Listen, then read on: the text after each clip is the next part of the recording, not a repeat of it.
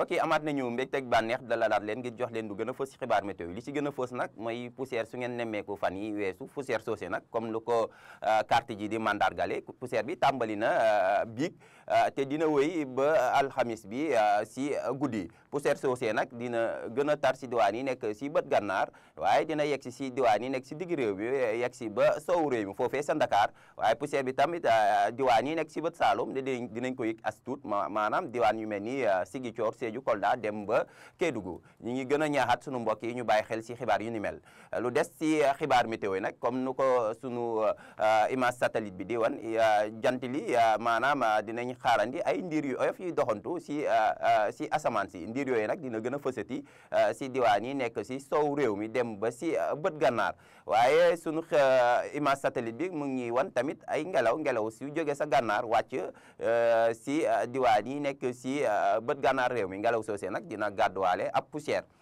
ba tax na si wàllum prévision lu ko dalee tey si guddi jëm ëllëg sa fajar seddaay guddi si jëm fajar si dina desandi si gox-goxaanu réew mi rawatina si diwaan yi nekk si bët Saalum lu ko mel ni Kolda foofuye dinañ fa xaarandi fukki degré ak juróom-ñett fukki degré ak juróom-ñaar dinañ ko xaarandi si Ziguinchor Sédhiou waaye fukki degré ak juróom-ñett tamit dinañ ko xaarandi si Thiès Louga fukki degré ak juróom-ñaar mooy doon température bu gën a tuuti te ñu ngi koy xaarandi foofee ca Kaffrine lu des si réew mi daanaka seddaay si yëmamaay la ñuy xaarandi tey si guddi jëm ëllëg sa fajar ndax température yi dina jóge si ñaar fukki degré si yenn gox-goxaan yi dem ba ñaar fukki degré ak ñett foofee ca Bakel ëllëg ci alxamis bi comme nu ngeen ko gisee daanaka ab asamaan su am ay ndiir yu oyof la ñuy xaarandi waaye jant bu fenk la ñuy xaarandi jant coosee nag dina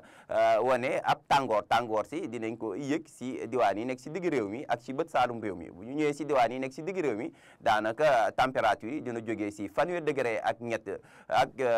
juróom-benn si yenn diwaan yu mel ni Louga Fatick dem ba fanweeri degré ak juróom-ñaar si Kaolack Diourbel Linguère bu ñu ñëwee si diwaan yi nekk si bët saalum réew mi foofee tamit tàngoor si dina fa descendre ndax ñu ngi xaarandi fanweer degré ak juróom-ñeent sa Ziguinchor fanweer degré ak juróom-ñett dinañ ko xaarandi sa Sédhiou Kolda waaye dinañ ko xaarandi sa Tamba dem Kédougou ca Matam Bakel foofu tamit tàngoor si dinañ ko yëg ndax ñu ngi xaarandi fanweer degré ak juróom